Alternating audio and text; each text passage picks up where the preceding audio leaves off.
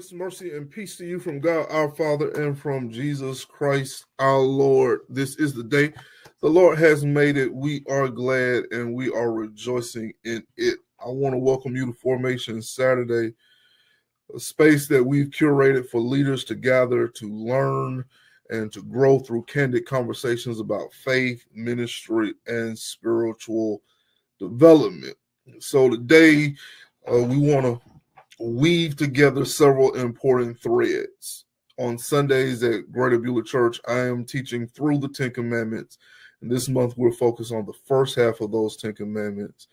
No other gods before me, no graven images. Do not take the name of the Lord thy God in vain. Remember the Sabbath. We're also tying in Black History Month. For those of you who are Nubians and who follow In Class with Carr, we're calling it the blackest month of the year. And then I also want to factor in what it means to love God as Africans in America with all of our heart, our soul, our mind, our strength. And so this conversation today is going to explore that particularly. And I have a guest with us today, one of my favorite people in the world. We're blessed to have of the Phi Beta Sigma Fraternity Incorporated, my brother and fellow colleague in the ministry, Dr. Tyree Anderson. Now, let me be clear. Let's be clear. Dr. Anderson has over 20 years of ministry experience. He's working in the national convention, in the state convention, in the area of social justice. I really wanted him for this conversation because his doctoral work is in Black church studies.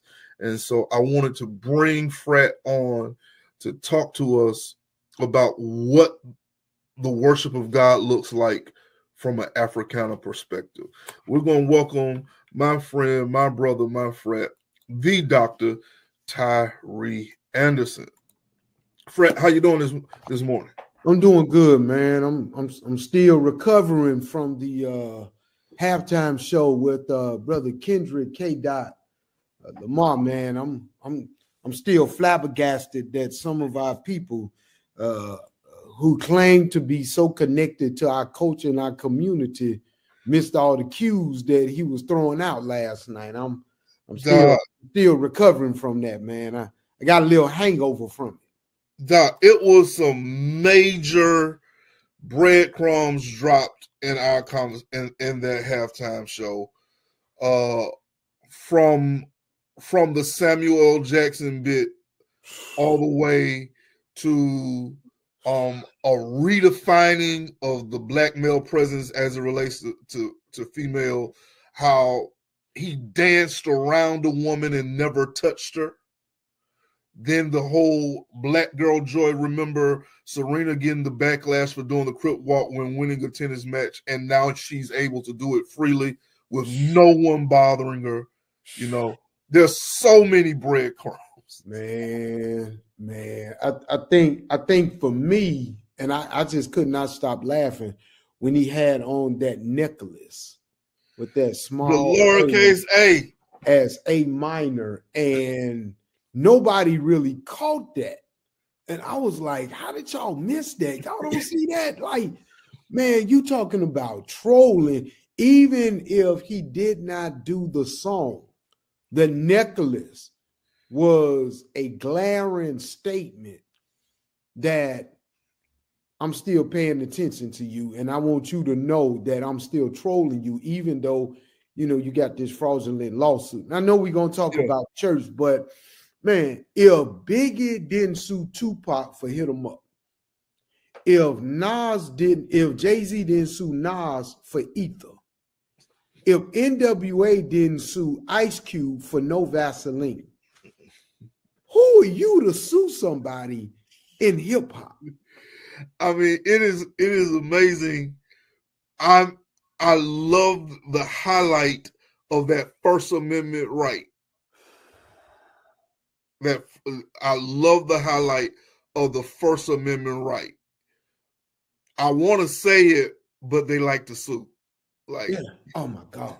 Oh my God. I mean, man, especially considering that the First Amendment is the tool being used to strip away some of those very same rights. that's literally happening right now. That people are suing in order to take away your rights. Your right as freedom of the press, your right as freedom of religion, your right as freedom of expression. They are doing everything they can to take it away. And Kendrick Lamar last night had a black Uncle Sam. He had he had people coming out the car like clowns. A car that hasn't been made since 1987, the year the man was born. I know. I mean, it was absolutely brilliant. So for people that didn't get it, man, look, y'all give me a call so I can give you a class on everything that took place, even to the point that he had both Drake's former girlfriends, and one of them is the one that's in question about being a minor. I mean, just absolutely trolled him. It was absolutely brilliant. And it literally speaks to the black genius that's still in us, because we don't have to come out and call your name. You know we talking about you. Absolutely. It was resistance. It was subversion. It was empowerment. It was black identity. I wish that I was not a preaching calendar kind of guy. If I wasn't a preaching calendar kind of guy, that set list is worthy of some critical examination next to a text. Exactly. Because he drew a storyline all the way from Squabble Up, which is somewhat immature, and we're going to draw this line all the way to TV's off. Exactly. Game over. Maturity, get involved, get engaged beyond what you see. And then the whole Squid Game, chessboard, PlayStation controller. I mean, yeah, every bit of it was intentional. Yeah. Okay, I'm done. I'm good. Every bit of it. So I kind of, since we're already here, just the icebreaker question: How does your work in Black church studies inform how you saw that? Everything you mentioned Nubia, you mentioned narrative. I'm part of that community, and so I'm influenced, and I have been. Let me backtrack. There's a video going around with Charlie Dates talking to white Christians about what they need to do and what they need to be involved in, and I hear what Charlie Dates is saying differently than maybe some other people. Absolutely. It appears that he's chastising them, but Charlie Dates is talking about his own pain. Absolutely. Of him needing to, while he was in seminary, get the need to have the approval of his white professors and the books they had to read and all this other stuff. And as I was listening, I began to reflect on my story. I never had a white professor in my Master's of Divinity or my doctoral ministry program. We never read a white book at Virginia Union or when I was at Ashland going through the Black church study curriculum. All my instructors, all my books, everything I did was rooted in Black and Black church. So for me, I've been groomed theologically to listen and to hear and see things through a different lens, where some other people can only see maybe one or two pieces. I'm looking at the double layers and the triple layers of Black church, and how does this impact us as a people, which I'm always raising the question that Sonia Sanchez raised, which is, how does this free us? What are we doing that's going to free us? If it does not move us to be free. Why are we doing it? So my work at First Baptist, my work with Harambee, my work at Selma University, my work with the convention, which I got to catch a flight later to go and get ready for the Congress that's going to be in Montgomery this June. Everything that I've done is rooted in Black church, but here's the underpinning. The underpinning is I have a master's in American history with a concentration in Reconstruction. So my historical training, my historical background has allowed me to be able to have this double lens where I'm looking at history and I'm looking at theology, and I'm like, okay, this theo-historical context in which I find myself, it impacts how I read the Bible. It impacts how I hear music. It impacts how I relate to people. It impacts how literally everything I do is based on that. And it all continues to go back to the Black church because I have been working full-time in ministry since 2003. In the prison context, right? No, not just in the prison context. I was executive pastor at the Shiloh Baptist Church in Alexandria, Virginia. Then when I left there, I came to the Bureau of Prisons, and I was the chaplain there for 6 years. But while I was there, I was working with Dr. R.B. Holmes at Bethel in Tallahassee. So I've been working in full-time ministry, drawing my paycheck from church, being in ministry for over 20 years. Wow. So I'm glad to know that, because that kind of brings us into this first question about this first key question in this conversation about the role the invisible church plays during slavery in shaping an African American understanding of loving God, even though Christianity is being used as a tool of oppression, the slave masters using Christianity in that context. So what role does the early African American church, I'm thinking George Lyle-ish, how does that fit into this?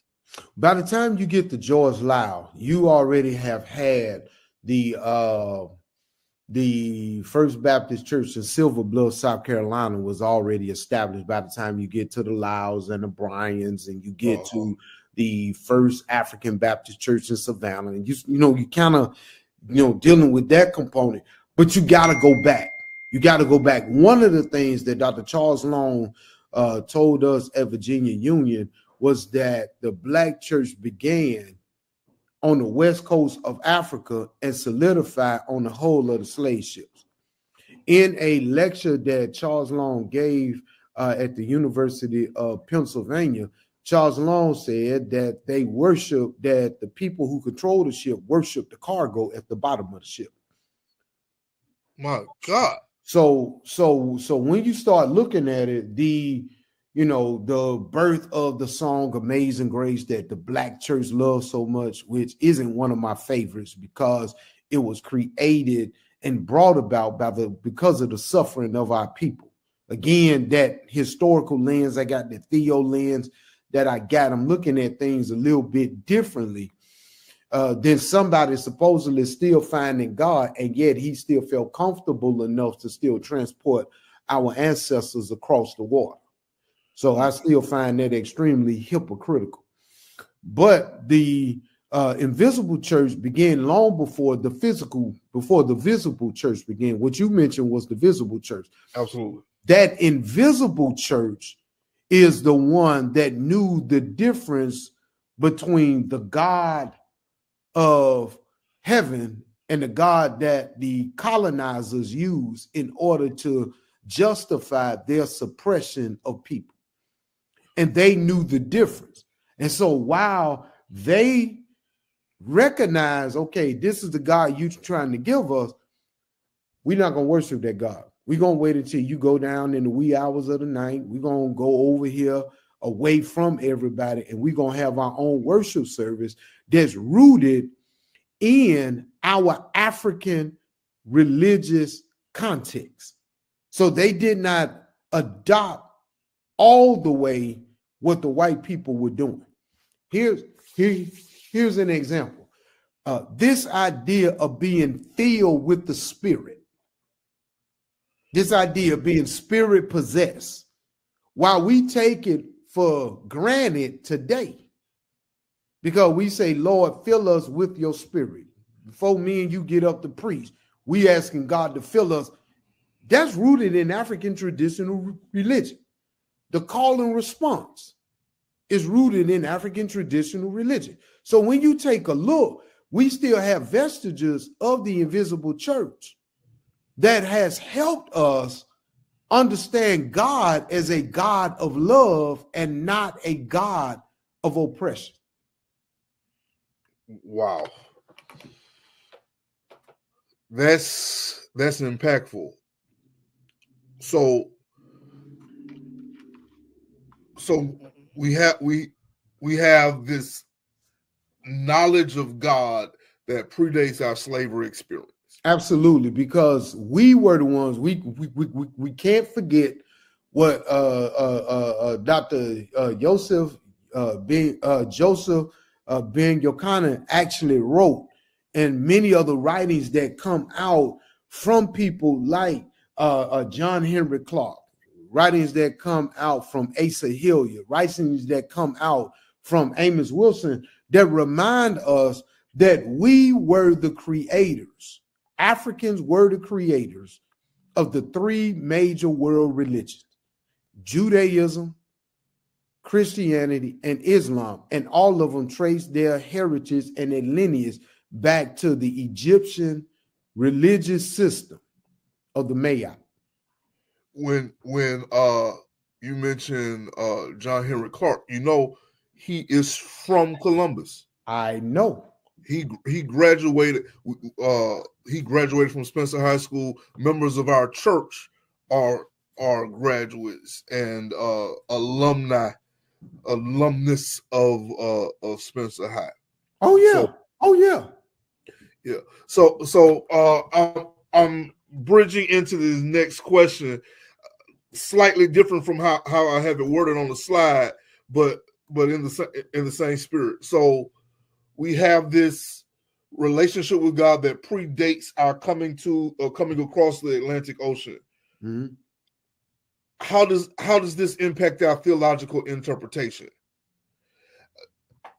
We know for the conversation we're talking about the first 4 commandments, no other gods, but more so, how's it shaping how we approach the context of Scripture? Okay. What's that? Year before last, I dealt with that. Thou shalt have no other gods before me. Mm-hmm. Now, when you take a look at that in the historical context, this was a attack on the god of Memphis. Okay. This idea of I am the Lord your God, I am the one that brought you out of slavery, you shall have no other gods before me. The Memphis god was put. Memphis god was the god was considered the creator god. So now there's this battle between the god of the Egyptians and the god of the Israelites. Mm-hmm. And with this being this battle between them two, the imagery of the god of Memphis is a golden cow or a red heifer. That's the patron god. And the patron god then makes all the other gods. So the 10 plagues that take place in Egypt that's defeated are all the gods that were made by this one supreme God. So by the time they get by the time they get over the water, by the time they get to the other side, by the time you get to Exodus 20, God has said, I've defeated all the other gods. Now I'm going to take on your one high God that y'all have been worshiping all these years. And so the African context, and before I get to African American, the African context is that everybody can have their own God. Everybody can worship the God that they believe is a God until that God is shown to be not a God. Once my God trumps your God, now you're required to worship my God because my God defeated your God. Absolutely. So when you get to the golden calf, Moses goes and get the 10 commandments. Moses come back down and God tells them they down there engaging in revelry. When you read the Hebrew, it's not just revelry. They engage in orgy. They are having sexual intercourse in part of their celebration of what they're doing. Moses gets down, breaks the commandments, destroys the cow. The cow again represents the god of Memphis. So we have always had these very theological interpretations. But your question is, what unique theological interpretation emerged from the African American experience? What emerged is that we don't engage, and this is going to throw some folks off, we don't engage in monotheism. Okay. We don't. We don't engage in monotheism. We engage in a polytheistic religious context. And that is because we've never worshiped one God. Okay, I'm listening. God, now we trying to get our folk to worship this one God. But what happens is that they listen to other people and they are influenced by other doctrines. They are influenced by other theologies. And so on Sunday, they may come to us and say, we love the one true God. But let Jalen Hurts have a bad game and they worship of Alabama kicks in, and now they want Tua to start.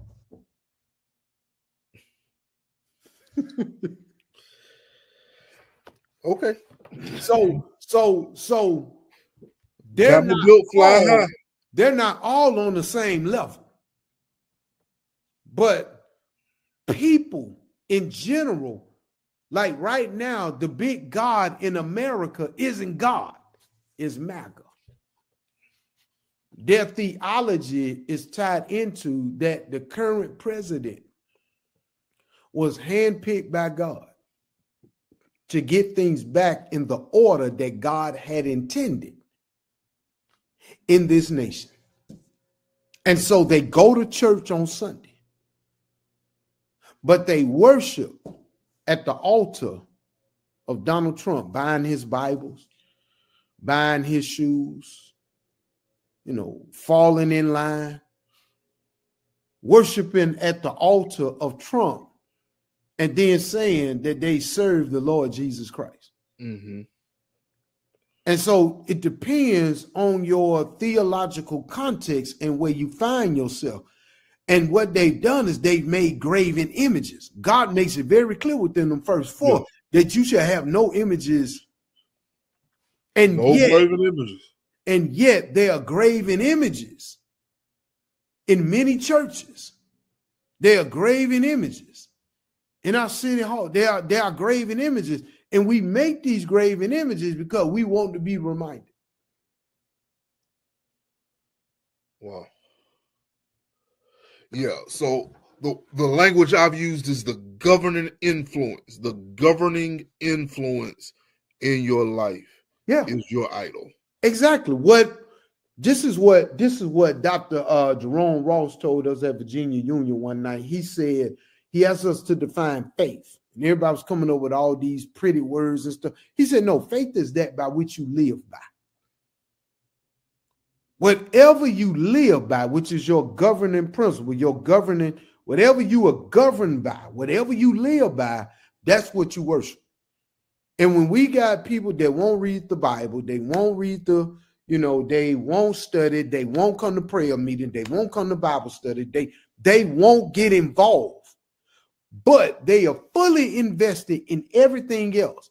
That's what you worship. Yep.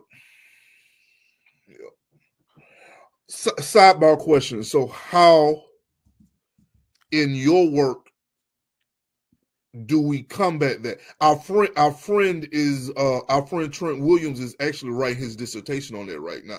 Mm-hmm. How do we as the church reel in the minds of parishioners from those other governing influences, governing principles? One of the things that I did at First Baptist, and I gave it out to a few other pastor friends of mine that I had been talking to about it, is our problem is we don't really know how African we are. Kind of getting back to that first question. Mm-hmm. We don't really know how deep our African traditional religions have been passed down from generation to generation. Okay. We don't realize that we have erected altars, sacred spots, and high places in our lives that keep us divided.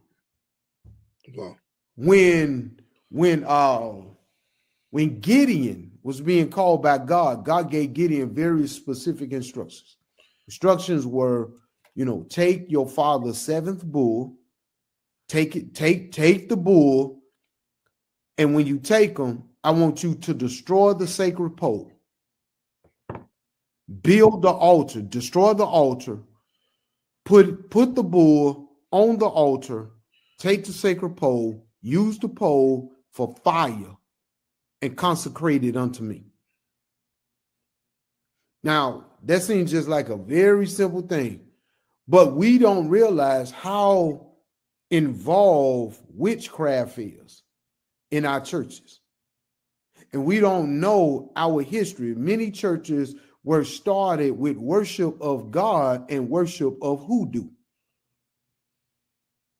And the hoodoo altars are still in place, as well as the cross that's in our churches. We don't realize that we are still impacted by ancient witchcraft practices while we are still trying to serve God, which goes back to what I was saying, that we have never been truly monotheistic.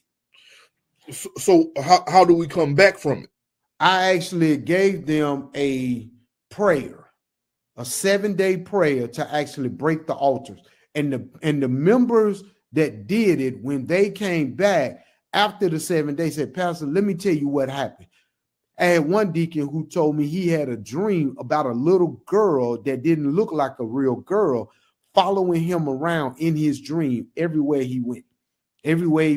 And I said, what did you do? He said, I told that thing that was following me to leave me alone in the name of Jesus, and it left just like that. I said, Let me tell you what was following you. That was a monitoring spirit. I said, we don't understand spiritual warfare to understand that there are demons assigned to us to see everything that we're doing, to watch everything we're doing in order to go back and report. This is how you tempt them. This is how you get them. This is what they spend too much time looking at on social media. This is almost like the algorithms in social media. You look at something for too long, your timeline get flooded with. Yeah. It sounds like you're saying that some of the things that we brought with us from our African heritage open doors for spiritual warfare that has to be shut in order for us to move forward in our walk with God, i.e., no other gods before me, no graven images, don't take my name in vain. Yes. Remember the Sabbath. Yes, because as long as there are portals open, as long, and this is something else, this is something I discovered when I was over in Uganda last year. There are witches that pray between 12 and 3 a.m. for the destruction and the downfall of pastors and churches around the world. Wow. And many of us that come from the continent, yeah, you might say you an American, but you African, that come from the continent, we're still carrying these family lines. Absolutely. They got to be broken. So you got to destroy the altars. You got to close the portals. And once that happens, now we can have this theology that says, I only serve God. Another sidebar, because this is, I'm very intrigued. Your experience on the continent has included this, huh? Absolutely. Because, I'm chairman of the of Harambee International Development, was an international humanitarian aid organization. We've been going over there since 2007. Okay. It never dawned on me until I was over there this past year that every year, whenever we take teams over, whoever the leader almost gets killed.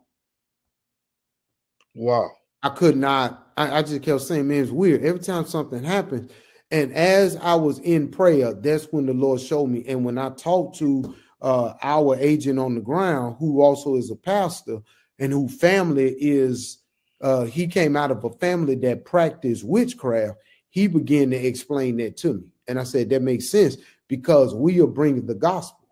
And we're bringing clean water, and we're bringing food, and we're bringing resources, and they're seeing that God is providing. So they're leaving the African traditional religions. They're leaving the witchcraft. They're leaving being witches and warlocks. They're leaving that, and they're coming to God. And so if they can kill the leader, they hope that it will stop. Strike the shepherd and the sheep will scatter. Exactly. Okay, I want to kind of tie this in. I kind of want to tie this into the next question, which is around our musical tradition, sacred times, patterns of prayer and praise. We're going beyond just being African American to being African. How does the love of God, the worship of God, how has that been influenced by Africana? Big time. I mean, when you start talking about the soul, this idea of feeling, not necessarily knowing, but just this feeling. I got a feeling. I mean, think about that song, I got a feeling everything gonna be all right. I don't know for sure, but I got this inkling that's telling me everything gonna be all right. And so what happens is that we are geniuses, not just with the church, and we're losing it. We're losing it because the contemporary Christian music, which makes a lot of money, a lot of our churches are gravitating and have gravitated toward that CCM model of music. And it is deafening and it is killing what God is able to bring out of us, out of our experience. I mean, very well that your theology is based on your life experience. It's your zit and Laban. It's your setting in life. And you can't create music from your heart when you don't acknowledge your setting in life. Absolutely. And so our prayers, our worship, everything that we do is copied and mimicked around the world. But now here we are copying and mimicking other people who don't know God outside of their theories and what they think they believe. They don't even believe. It's almost bad as when the president was asked about his economic plan, and he said that I have a plan of a plan. Concepts. I got concept. I got a plan of a plan. Well, you ain't got no plan. And people are listening to somebody who had no plan and is implementing the same plan that the Heritage Foundation been running since Ronald Reagan was in office.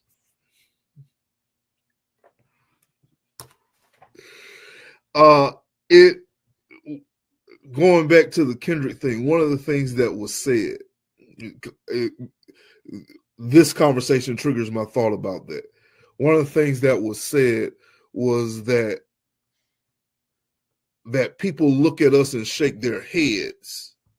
And I'm thinking, yeah, they may shake their heads, but they're shaking their heads because they're trying to figure it out, because they're going to mimic it. They're going to monetize it. They're going to monetize it. I mean, the amount of people, all the way back to Truck Berry and beyond. Exactly. They're going to monetize it. They monetize our inventions. Thank God for the traffic light. Thank God for the ice cream scoop. Thank God for the cotton gin. Eli Whitney didn't come up with no doggone cotton gin. That was an African coming up with that so that life could be a lot easier and better, so they wouldn't have to pick as much cotton, not realizing that they were going to take it and make it bigger and make them pick more cotton, so cotton becomes king of the South. That's right. So they are going to monetize everything that we create. Wow. And here we are, mad, upset, frustrated, because Lil Wayne, Boosie, Cash Money, these folk ain't getting on stage. Yeah, I'm glad they didn't. Yeah. Because we are in a cultural war right now. And what we don't need is folks saying that's the black culture. Lollipop, shake that ass. I mean, no. I mean, you can only perform your sexually derogatory songs in a place that is acceptable. Super Bowl is an international experience. That's right. And you don't put thuggery.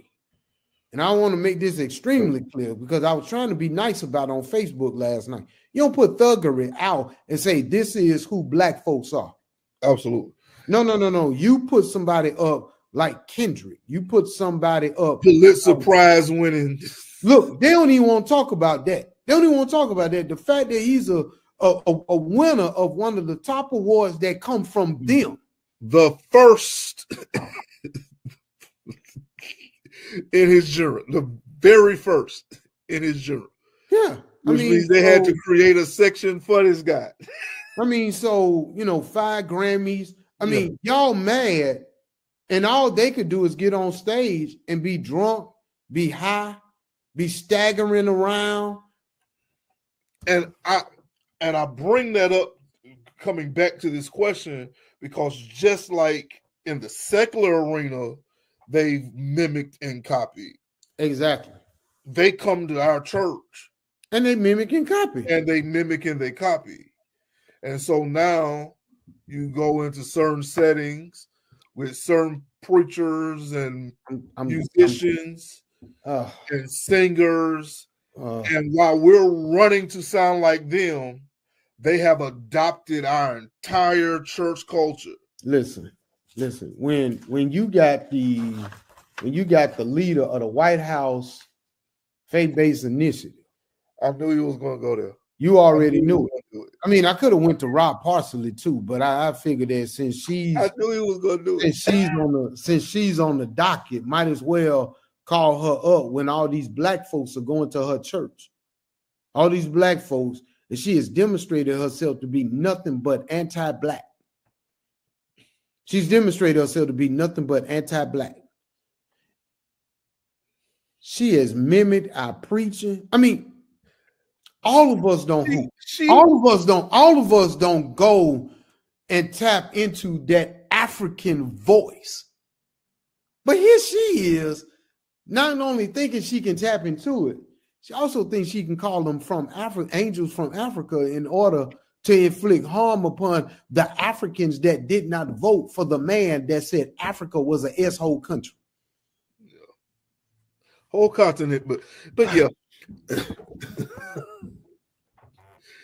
And so I think the point we're trying to pull out of this question is that when we are authentically ourselves, you can feel it in the room.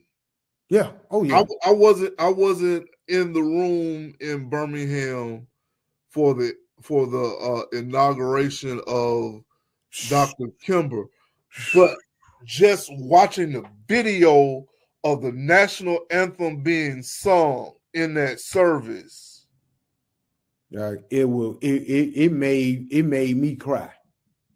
It made me cry, and to be in that environment. But that gets to one of the pieces you got on here, which is sacred time.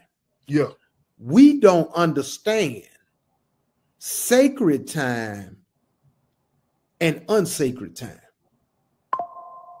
We don't understand. And the reason why we don't understand it is because sacred time is God time. Yeah. It is what we call that kairos. It's not chronos. It's that God ordained time for such a time as this. And we miss that looking for something else.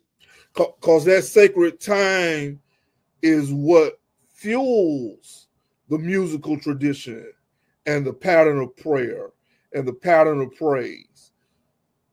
It's that aloneness with God. The old preacher saying that he gonna walk down to the creek, and when he come back, he got his word from God. Exactly. Because that time is sacred. And what we've done is we have manufactured fake praise to get folk to shout in our churches. Wow. And because we've manufactured it, people have gotten used to a manufactured worship. So now we got to keep the machine going in order to make sure the money come in order to make sure the folk come in. And what we've done is we have engaged in idolatry. I got to move to this next question because these next couple of ones are great, and I know your time is running low. So I want to talk about community. How has the Black church's understanding of community created space for both spiritual renewal and social resistance? And I think this is the key conversation for where we are right now. Yeah.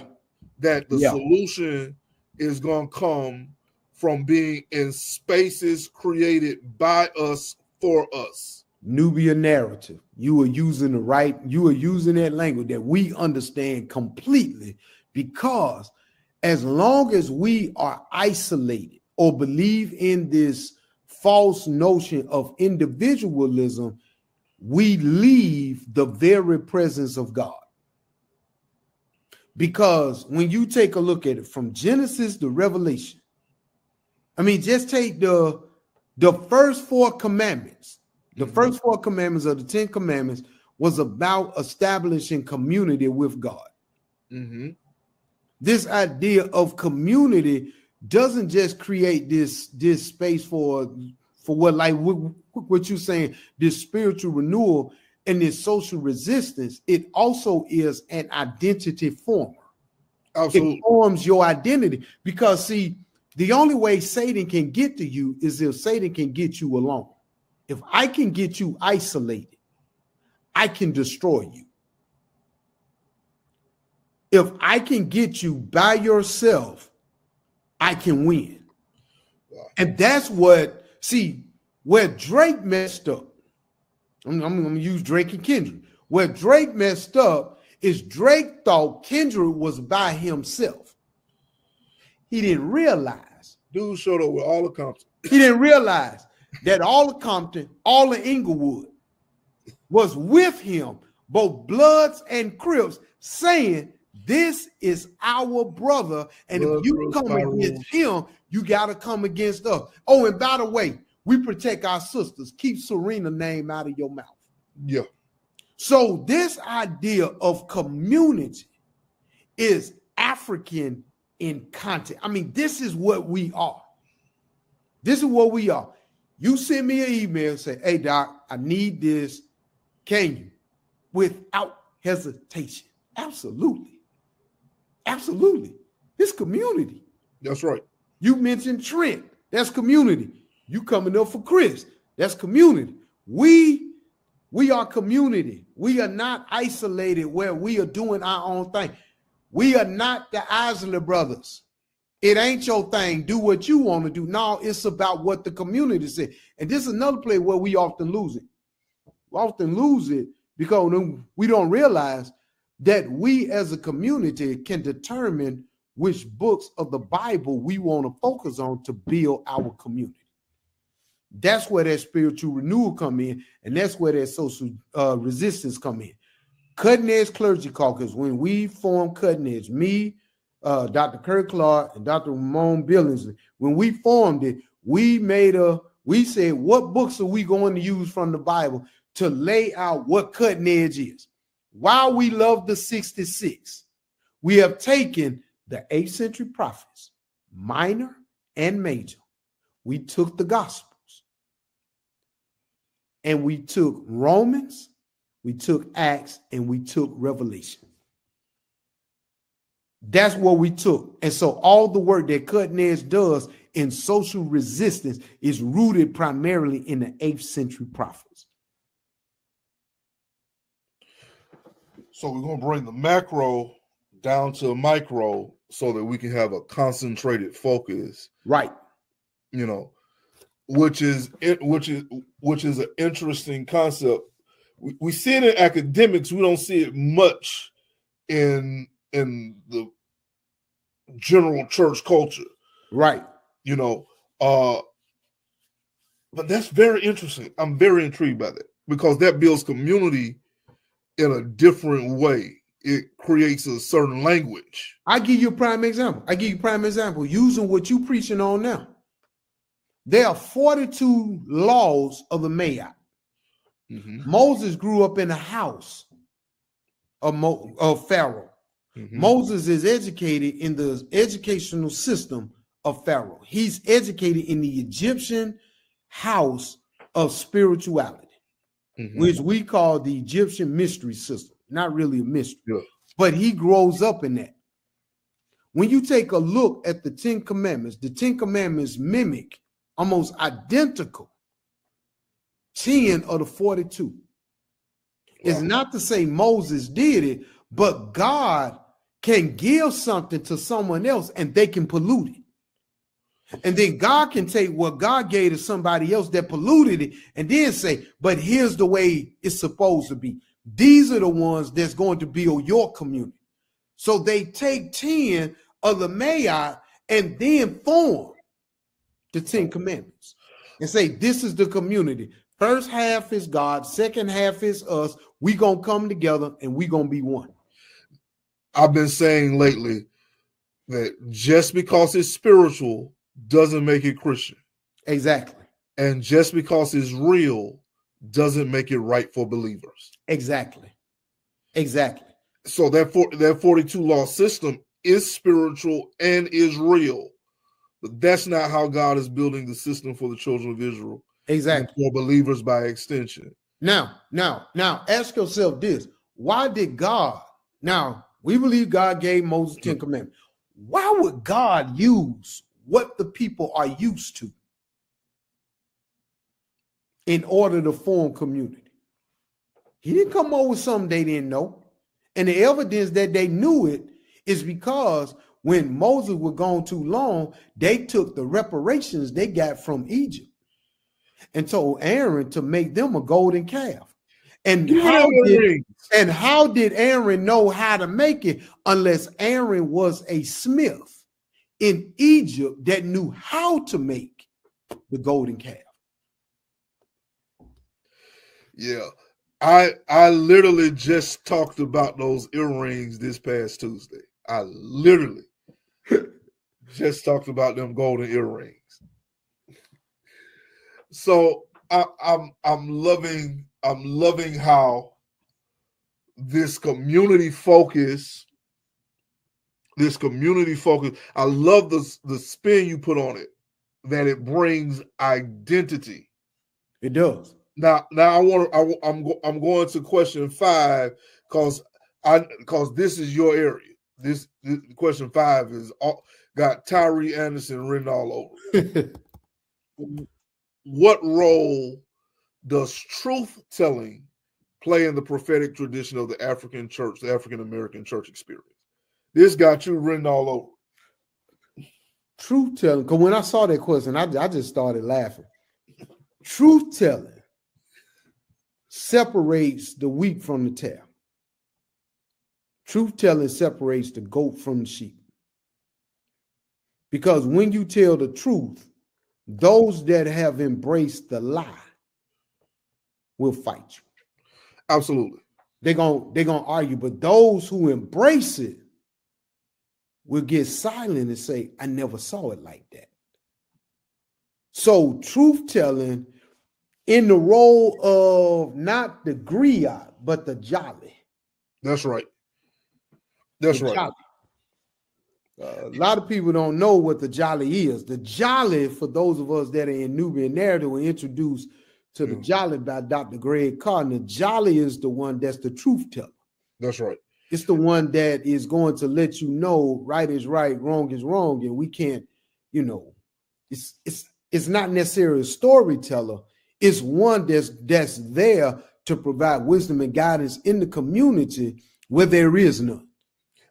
When I think again, Super Bowl in my mind, I've been resisting the urge to put this in the social media space.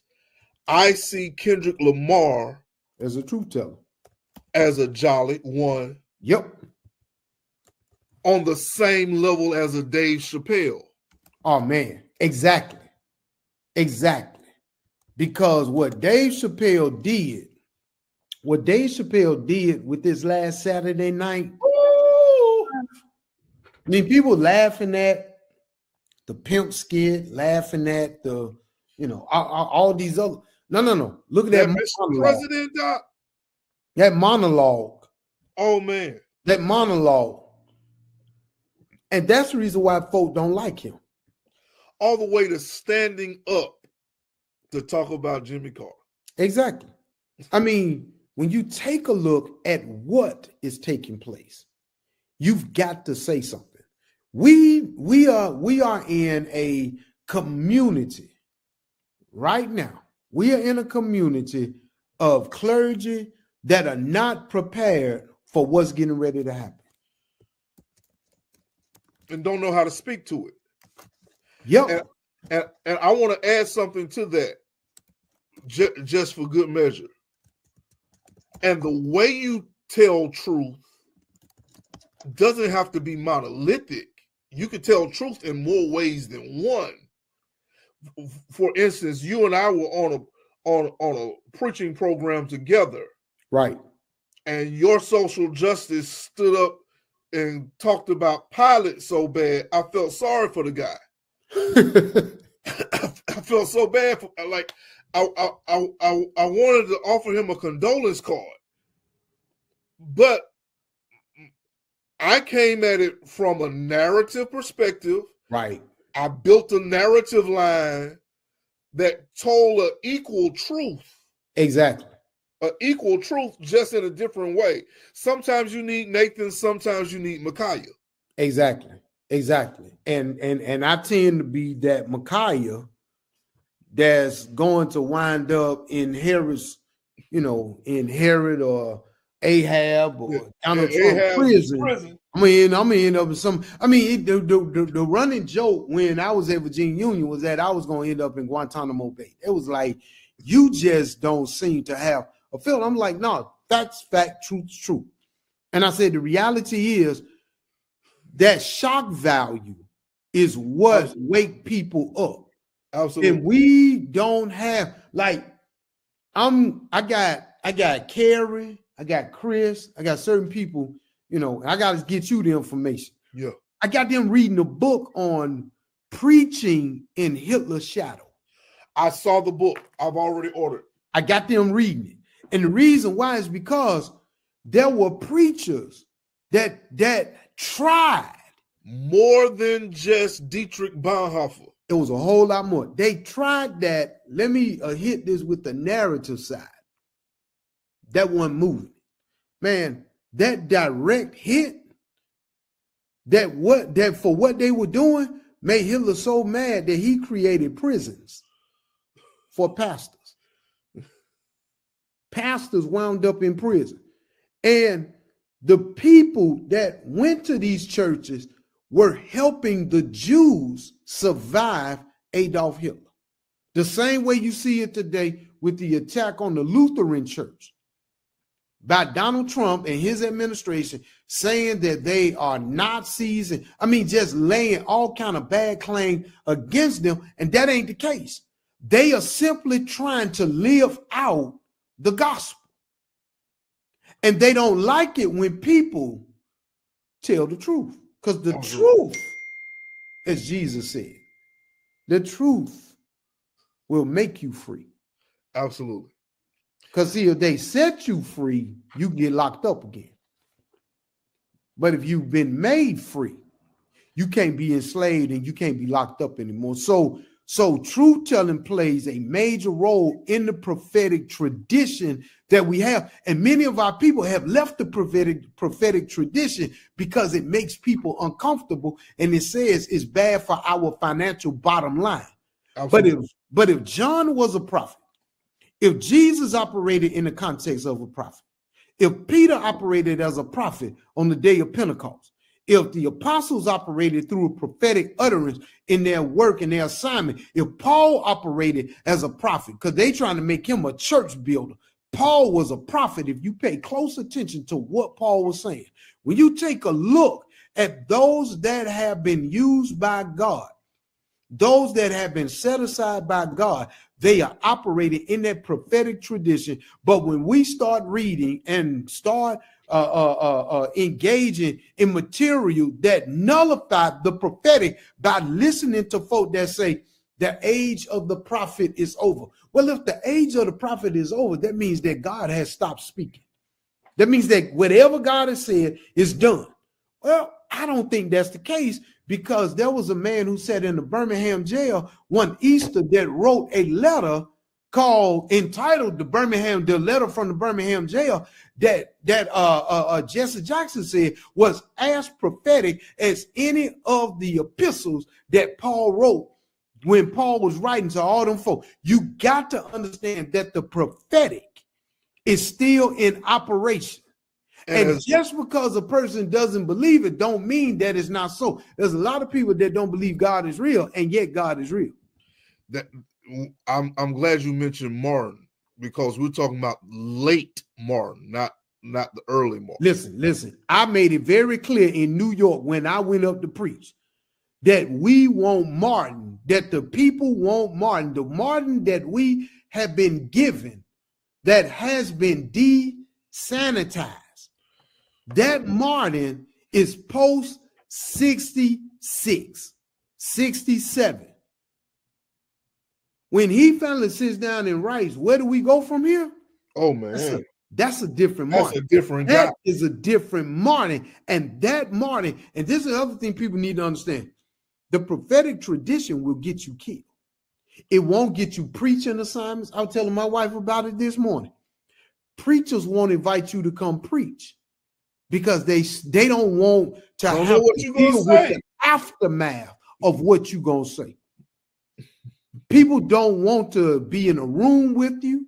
They want to challenge you on everything. They want to label you. They want to say everything they can about you to make you stop doing what God put in you. That's what got him killed. That's what got him killed. Being prophetic about Vietnam.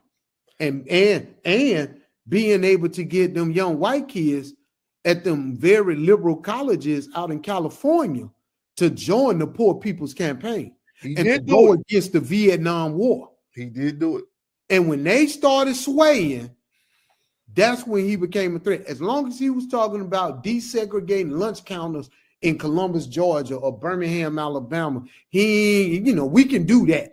Yeah. Because y'all talking about staying right there. But now we're talking about money. Listen, but the moment that it became international and people in the Vietnam War, when the Vietnamese was quoting King, when you began to see international policies quoting Dr. Martin Luther King, he became too big for his britches, and we got to take him out. I'm skipping 6. I'm going to 7 because this is the one I really want to hear your comments on. All right, bet. Because of your historical training and your lens, I'm going to 7. This is the question. So what lessons can my generation, the generation and the generations beneath me, I'm a millennial, Gen Z, Gen Alpha, Gen Beta, which is just beginning. Gen Beta is just beginning when they come of age. What can we learn from how the African American church or the African church in America has navigated through cultural Christianity and has demonstrated this Christian devotion over the generations? What lessons are we to take from our forebears as we go forward, especially in the culture and climate that we're in right now? We got to talk to them. A lot of times we don't talk to them, we talk at them. Mm-hmm. And so when you talk to them, you're talking to them in order for them to understand that the message isn't changing, but the method has. And whatever your method is, you need to use your method to continue this resistance. The Black church is born in resistance. As much as people want to argue and say, why do we have a Black church? Every time somebody asks me that, I say, go ask Church of the Highlands why we got a Black church. Go ask First Baptist. Go ask Hunter Street, since I'm up here in Birmingham area. Go ask Hunter Street. Go ask First Baptist Vestavia why we got a First Baptist church in this. Why is there a Second Baptist? Why is there a Mount Calvary? Ask them why we got the Black church. We got the Black church because they didn't want us in there. And so you have to begin to teach the history of where our churches come from. There's a lot of pastors that go to churches and they don't even learn the history of the church.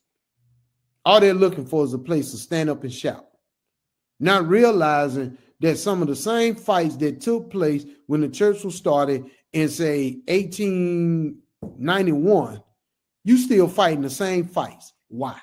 Because you don't know the history. Our young people got to see church not just as viable and valuable. They got to see church as fun. Church should not be boring. Mm-hmm. I was at a church event and somebody was singing and they said, that's what's wrong with the church today. We don't sing these kind of songs. And I'm like, yep, but I'm not singing with y'all. So am I a problem too? Because I don't agree to sing a song that is rooted in our cultural oppression because it was a song that you used to sing back in the day.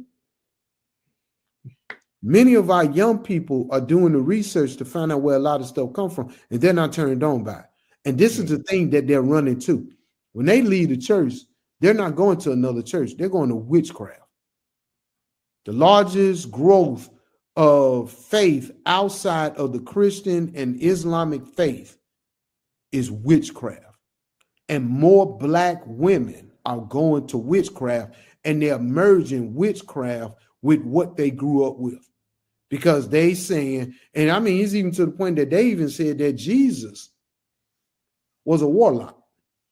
Mm-hmm. Jesus was a warlock and he practiced magic. That was how he was able to do all the miracles he did. The miracle of the feeding of the 5,000 and 4,000 was by witchcraft. Mm-hmm. It was because he manifested. See, there are certain words that we're even using in our churches that are given younger generations who know what these words mean for them. Mm-hmm. They got to be taught the definitions of what these things mean. I was talking to my son about running the baseline. Okay, if the ball is scored out of the basket, you can run the baseline. And he was like, why would I do that? I just take it out. I said, because if you take it out underneath the goal and you try and throw it overhead down the court, you're going to hit the backboard. It's going to be a turnover. Why do I bring that up? I bring that up because I had to explain to him the logic of why he needs to do what he's doing. We're not explaining it. We're just telling them, you better do it. And so they're not doing it. They need to know Black church culture, not Black church tradition only. Yeah, we've done this because this is tradition, but here's the culture. I guess Kendrick has been the theme, has been a running theme in this. One of the responses, one of the visceral responses was older generations saying that it wasn't a good show simply because they didn't understand it. Right. And so they dismissed it. Then when people who understood it sat down and systematically explained, oh, now I can get with that. Exactly. I see the same thing in church. Yep. We automatically dismiss it because we don't understand it. Right. Because on both sides, we have to seek Stephen Covey, 7 Habits. Both sides have to seek to understand. Right. Before they seek to be understood. Right. And see, that's that cultural divide. Yeah. That's that cultural divide. I mean, when we're preaching and we hit on something, we got a good feeling that they might not know what we're talking about. We take the time to further break it to the point. Even if we got to say it 4 or 5 different ways in order for them to get it. And then you can see the look on their faces like, oh, I got it. The light bulb comes on. Right.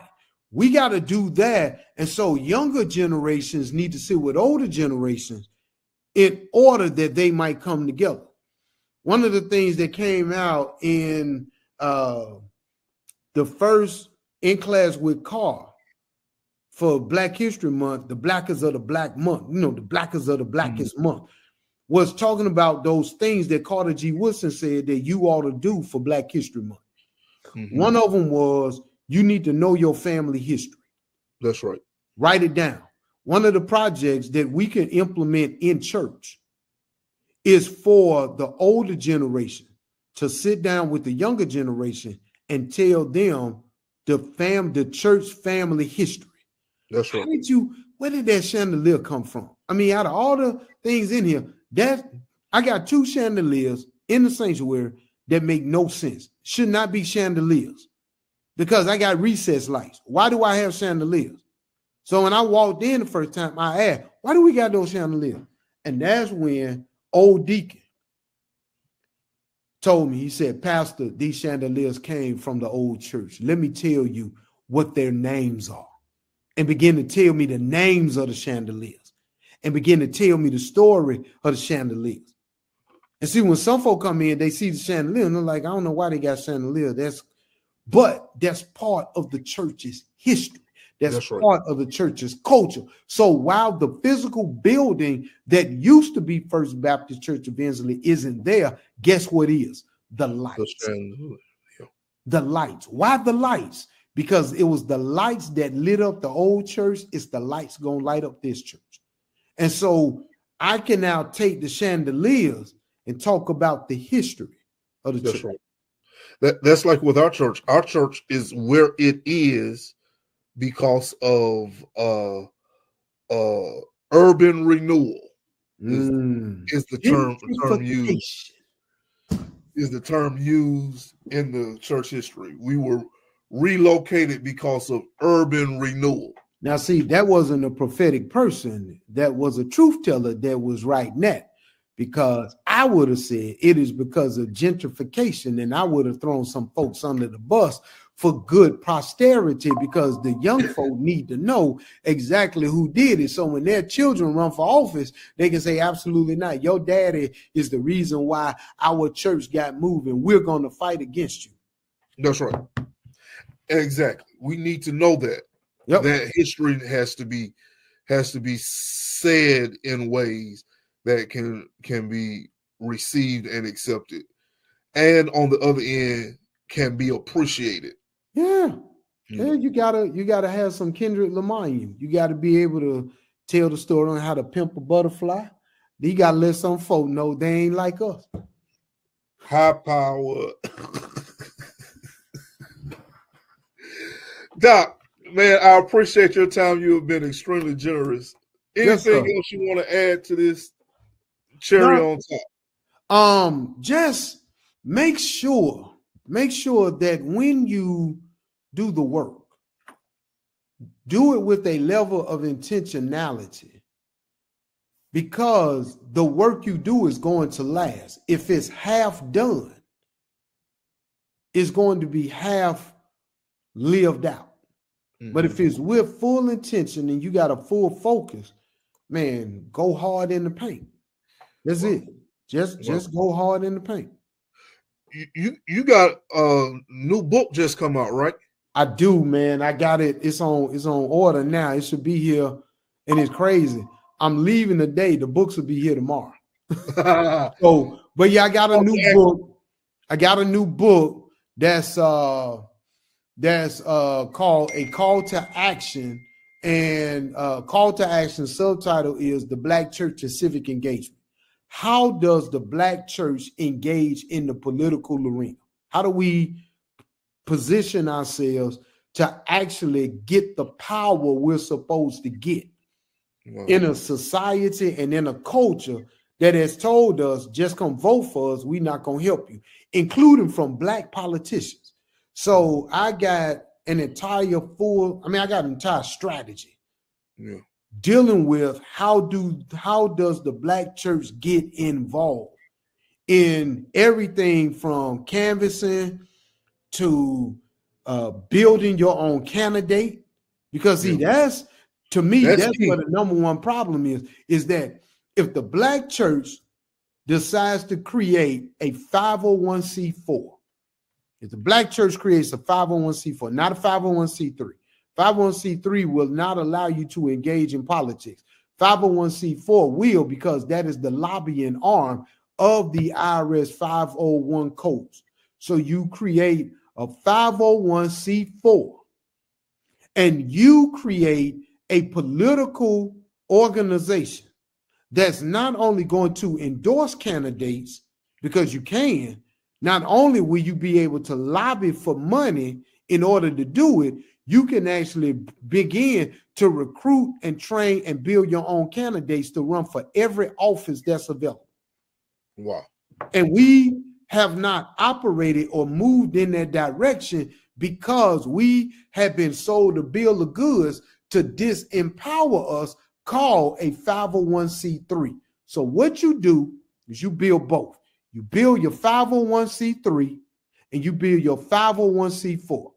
Your 501c3 will carry out your service projects. Your 501c4 will put the people in office to give you the money for your 501c3 to carry out the work that got to be done. There's an entire strategy that has been in play for a long time, and we still not up on game. Wow. And I think I saw you said you was working on a follow-up to this. I am. I'm actually working on a follow-up to this, which is a 365-day social justice devotional. Wow.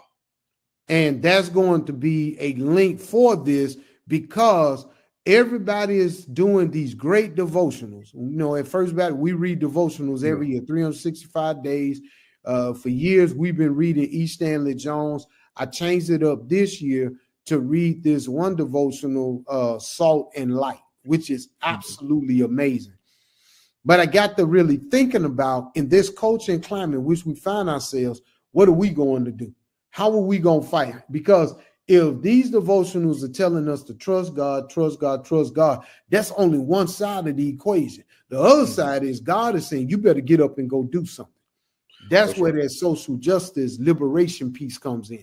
So been collaborating with a few of my brothers from Virginia Union, and we are putting together a 365-day devotional focus on social justice. Wow. Man, I appreciate you. Thank you so much for your time. Got to do this again. Yes, sir. Well, I'm on my way to go teach this class in Selma now. So let me log off of here and log on to the next one. All right, we'll talk. All right, go Mark.